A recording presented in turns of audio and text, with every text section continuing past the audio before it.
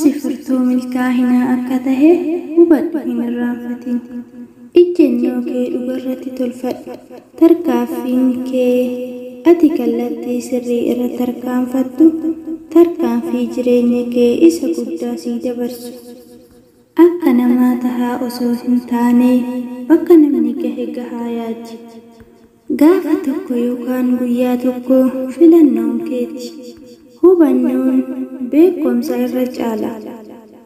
Akkamitti namni baay'een si beeka kan si hubatu garuu muraasa waan taheef. Gammachuun kee waan ilaaltee filatte irratti hundaa'a. Yeroo kamiyyuu haala keessa jirtu jijjiiruu akka dandeessu yaadadhu sammuu kee keessatti. Guyyoota muraasota lama jireenya kee keessatti jireenya guyyaa itti dhalattee fi maaliif akka dhalatte guyyaa itti barattedha. Bakka yaaddee yoo geettee bakka kaate hin irraanfatin.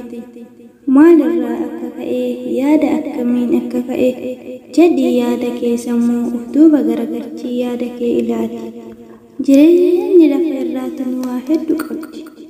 Jaalatamuu osoo hin taane kabajamuu irra fedhi. Hanga yaaltutti dandeessii kee beekuu hin dandeessu. Qobaa tahuu hin shaakalle taanaan qobummaan akkasitti dhagahamu jiruu beeki. Yoo miidhamtee taayitiin dhalli jireenya si barsiisaa jira waan taheef miidhama jettee irraa duubatti hin deebi'in. Milkaa'uuf hin hawwin. Milkaa'uuf cimii hojii kee hojjedhu malee. Gammachuun kee addunyaa haa jijjiiru malee addunyaan gammachuu kee hin jijjiirin. Deemsi ulfaataan galma midhaagaatti nama geessa. Abdii hin kutatin. Ka'ati kuftu gaafa harka kennatte qofaadha. Namni beekaan yaada muraasa qaba. Namni kan yaadu immoo jecha haaraa dubbii haaraa hedduu qaba. Jireenya kee keessatti barrisuu yoo dadhabde fiigi. Yoo fiiguu dadhabde immoo deemi. Yoo deemuu dadhabde taa'itii daa'imi. Garuu wanti fedhe yoo tahe sochii gochuu hin dhaabin. Namni wanti inni hin beekne gaafatu tokkoof wallaalaa jedhama.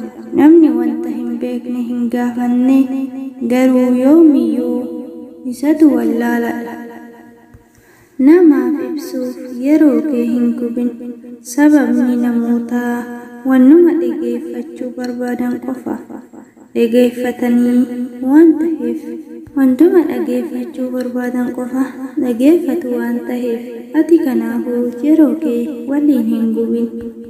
Waan ofii gochuu hin dandeenye irratti ofii hin jibbin. Qooda waan gochuu dandeessuu irratti uf jaaladhu, uf kakaasi. Abshaalli sammuu isaa dubbisa. Hubataan onnee isaa dhageeffata. Arrabni qofaan kan dubbatu gowwaadha. Ani du'a hin sodaadhu garuu du'aaf hin jarjaru. Wantoota dursa hojjedhu qabu hedduutu jira waan taheef. Isa gaafa fuulduraa ibsuu yoo barbaadde kan darbe qoradhu. Jireenya kee keessatti dhabe jettee hin boohin. Qabaadhe argadhe jettee hin boonin. Meeshaan cimaan addunyaa itti jijjiiruu dandeessu barnoota qofa. Kufuu irraa yoo baranne akka milkoofnu hubadhu. Asii fi achi socho'anii ilkaan fira hin tahu. Jireenya kee keessatti waa hunda hubadhu. Ofiin bultuun nama hin jaalattu jedhu Oromoon. Onneen hayyamnaaf wanti hin dandahamne hin jiru jedhii sammuu kee keessatti murteessi. Ofiif yaaduu gaafa jalqabdu dursiitii of tahi. kabajamuu yoo feete dursii of kabaji. Na jaaladhu jaalala hin taatu. Barcuma yookaan wambarrii fi ulfinna abbatuuf jalatti eega jedhu Oromoon. Leellisaniif jibbaan jaalala hin ta'u. Nageenyi walii galteedhani malee humnaan hin argamu. Tokkummaan kan itti dhufu walii galteedhaan. Hantuuta wayitii ajjeeftu ulfa jettee hin filatin. Ulfa jettee bira hin kutin. Dhiifama taasisuun amala nama cimaati. Dhiifama godhuu diduun amala nama dadhabaati. Eegduu eeguu dhiistus boru dhufuu hin oolu. Wanti ati barbaaddu hunduu ofitti amanamummaa kee keessa jira. Jiruu tee jijjiiruu ni barbaadda. Ilaalcha sammuu keetii dursii jijjiiri. Fakkaattee jiraachuurra immoo fagaattee jiraachuu wayya. Si sobee siin jaalatamuu gurra dhugaa sitti himee jibbamuu koo wayya. Dadhabaan tasumaa dhiifama sii hin taasisu. Dhiifama gochuun garuu amala nama cimaati. Dhugaa fi dhagaa boraafanne malee dhagaan boraatii manaanuuf hin caalle jedhu Oromoomi. Lubbutu darba malee dhugaa fi seenan hin darbu. Warri dubbachuu caalaa dhageeffachuu jaalattani. Waan dubbattan caalaa waan beektantu baay'ee qabu. Waan beekan baay'ee qabu waan ta'eef dhageeffachuu jaallatu. Hattuun hattuu ari'uu ta'ee mana tokko qabu. Ani waa hunda beekaa, ani beekaadha jechuun of gowwoomsudha. Jagnummaa jechuun sodaachuu dhiisuu otoo hin taane sodaa to'achuu fi gahumsa gahaa qabaachuu jechuudha. Miidhanii gammaduura miidhamanii gadduu wayya. Jireenya kee keessatti uf tuffattee uwwifattee uf bira hin darbin.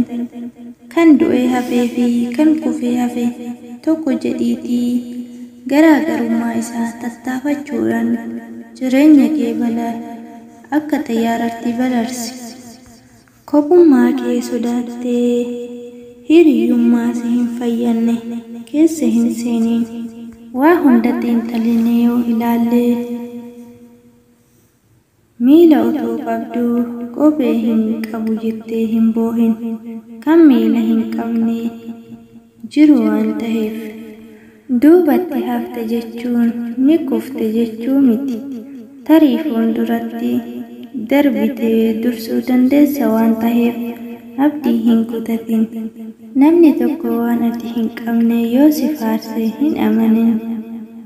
Boru waan ati hin qabneen maqaa si balleessa waan ta'eef.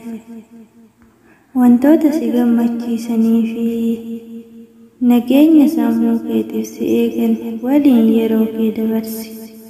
Yoo nama taate fedhii keetiif osoo hin taane kaayyoo keetiif dursa kenni. Namoonni tokko tokko kan sitti dhihaatanii si hiriyoonfachuu fedha qabaatanii osoo hin taane si miidhuuf haala mijeeffachuudhaaf waan deemaniif irraa of fageessi. Gaafa fuuldura keetti deemuu yoo barbaadde taate yeroo darbe si mudate hundas ofirraa gatuu kee dirqama taasisuu qabda. Namoonni tokko tokko waan si gargaaran fakkeessanii boolla keessatti si hambisuu barbaadu. Kanaafuu gargaarsa namaa eeggachuu dhiisii ofii keetii tattaafadhu. Eessa akka deemaa jirtuu fi eenyu akka hordofaa jirtu quba qabaadhu. Al tokko tokko kallattii jijjiiranii ilaaluun barbaachisaadha. Yeroo hundaa jal'isanii obsuu qofti furmaata hin tahuu dhiisuu danda'a. Ilaalcha badaa akka gommaa ciisee jijjiirtu jirutti jijjiirtu malee eessayyuu gahuu hin dandeessu. Fageenya si hafee beekuuf iddoo irra dhaabbattee jirtu beekuu qabda. Gojjatti hin jijjiirtu taanaan jechi kee qofti hiikkaa hin qaban. Kanaaf jecha kee gojjatti jijjiiri. Yeroo tokko immoo rakkoo hamtuu si mudata. Wanti barbaachisan garuu rakkoo san akkamitti akka furmaata akka itti hiiknu baruudha. Dhagaa namoota sitti darbatanii deebistee itti darbatta. Itti hin darbatin walitti qabiitii dallaa mana keetii ijaaradhu. Namoonni si jibbuu maaf abdii si kutachiisuu barbaadu beektaa? Kaayyoo kee galmaan geessa jedhanii waan sodaataniif. Namoota kanaaf gurra laatte jechuun sadarkaa isaatti gadi buute jechuudha. Miira gammachuu keessa yeroo jirtu waadaa namaa hin seenin. Miira san keessa yeroo baatu ganuu waadaa diiguu dandeessa waan ta'eef. Yoomillee abdii kutattee boodatti hin deebi'in. Bu'aan ati nama miidhuu irraa argattu nama tahuu kee ganuu qofa. Nama miidhuuf hin ariifatin. Daandiin ati irra jirtu sirriidha taanaan waa'ee fageenya isaatiif hin dhiphatin. Hundumtuu har'a naaf guutuu qabaa jettee ufi hin dhiphisin. Sababni isaas wanti hundumtuu adeemsa keessa yoosiif raawwatamee bareeda waan ta'eef yaada malee hin dhiphatin. Nama irraa baay'ee hin eeggatin. Dandeettii keetiif fayyadadhu. Dogongora kee irraa baradhu. Ofitti amanin jiraadhu. Waan na dhageeffattaniif galatoomaa. Horaa bulaa isiniin jedhaa. Siifaa chaanaal fortiteen like, share, subscribe gochuun maatii keenya taatanii akka nu jajjabeessitan akka nu bira dhaabbattan abdii isinirraa qabna. Horaa bulaa.